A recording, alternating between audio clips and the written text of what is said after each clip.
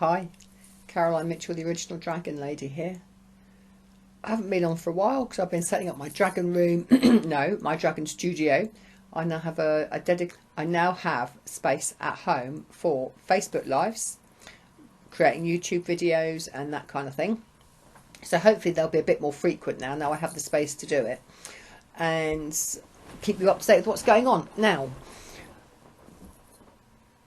we're at a point of flux, aren't we? We're in the middle of a global health crisis with the coronavirus, and I'm sure everyone is feeling the concern, health and work and finances and loved ones and whatever. And what's been really interesting over the last couple of weeks, Ascelpius has kept appearing. I've had messages and all kinds of comments and whatever about Ascelpius. Now, that is Ascelpius, and he works very much with herbs and natural remedies, whether it be essential oils, homeopathy, flower remedies, all that kind of thing. So he's saying now's a good time to explore and investigate working with natural remedies. He's also carries the element of the shaman and snake energy, so it's about wisdom. I did a Facebook live on him earlier in the week, so if you haven't found my Facebook page, then go across and find it. There's quite a lot of information on. There's lives on there and all kinds of things and whatnot. But he's talking about we need to look at plant-based healing. Great for the immune system. Great to boost the immune system.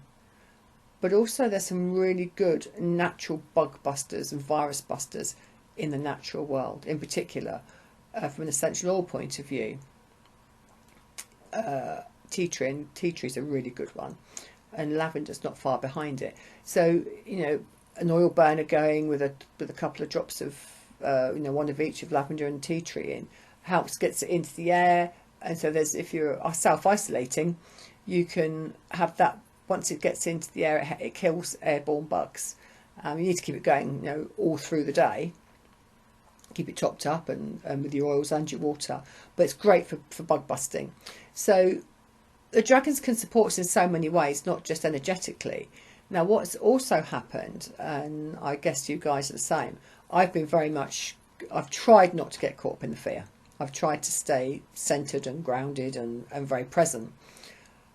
It has been difficult with all the media stuff that's been going on. And so yesterday I had to just shut up shop and get out and do something different.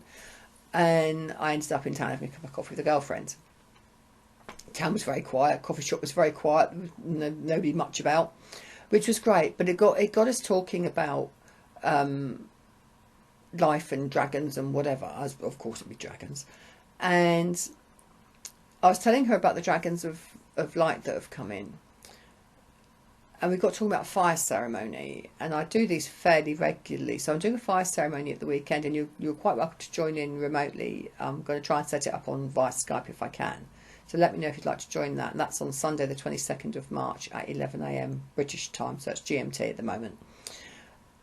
We're looking at burning off the global fear. We're going to want to work collectively with as many people as possible.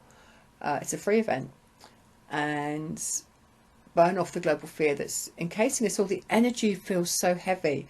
It's lightened now considerably to what it was yesterday, certainly for me personally. But we're going to call in the fire dragon to burn off the collective global fear, where it's appropriate to do so. But also the dragons of light. This is a new clan, and they want to come in and have a piece of the action, which is pretty cool. So we need to lift the light of the planet globally. Of course, we've got shadows, so there's all that aspect as well. But you haven't got to, you don't have to join us to call in to work with this new clan. You can work with the dragons of light yourself. And that brings me on to something else. I've been being asked recently.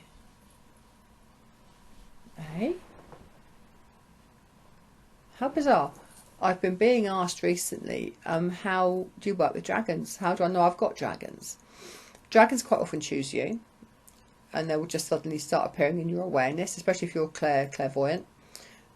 You'll suddenly have a much bigger awareness of dragons. You know, you'll start seeing them in all kinds of places, in the clouds, in shops, windows, and whatever. But if you really just want to connect with the dragon energy, which I'll tell you now is slightly different. If you're used to working with angels and other beings like that, your guides, the dragon energy is slightly denser. It carries a slightly heavier energy to it. It's lighter than it used to be, but it is slightly heavier than the other energies that we're used to in this field. That will change with the dragons of light coming in, obviously. But working with any of the clans from the Dragon Oracle deck, you'll notice they're a slightly heavier energy, or a slightly denser energy. So you just call in dragons in meditation.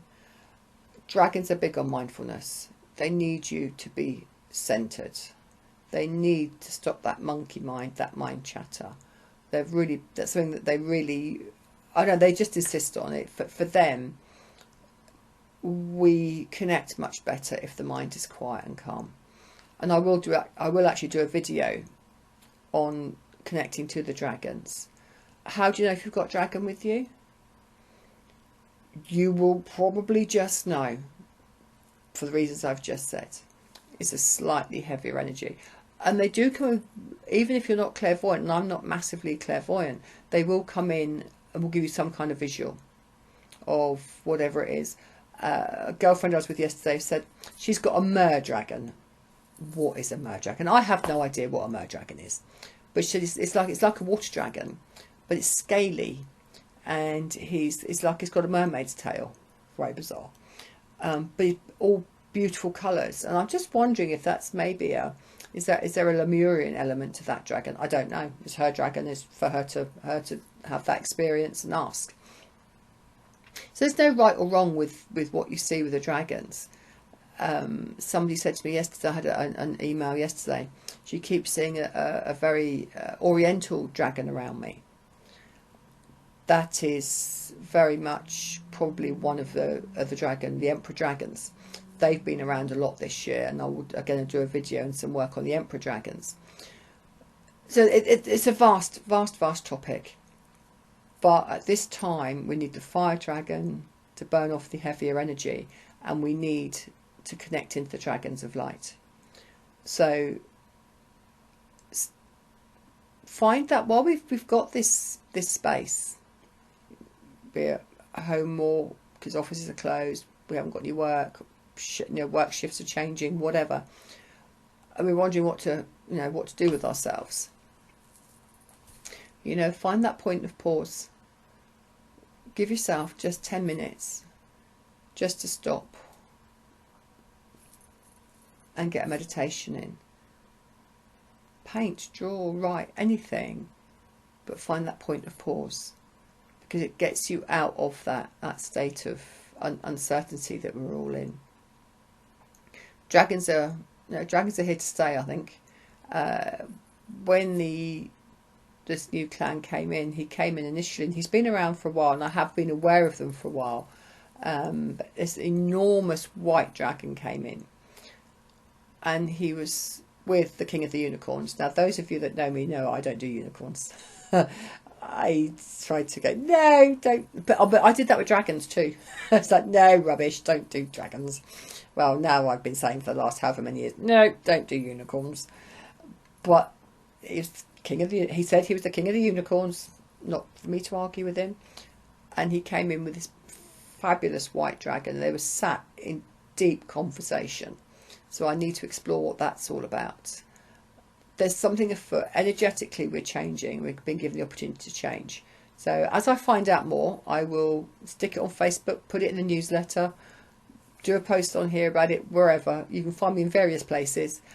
But I just wanted to have a touch base, say hi, I'm here, haven't forgotten you, and just give a little bit of an update of what these guys are telling me. We need to lift the light, shine the light, and burn off that fear with Fire Dragon. I will sign off for now. Until next time, see you later.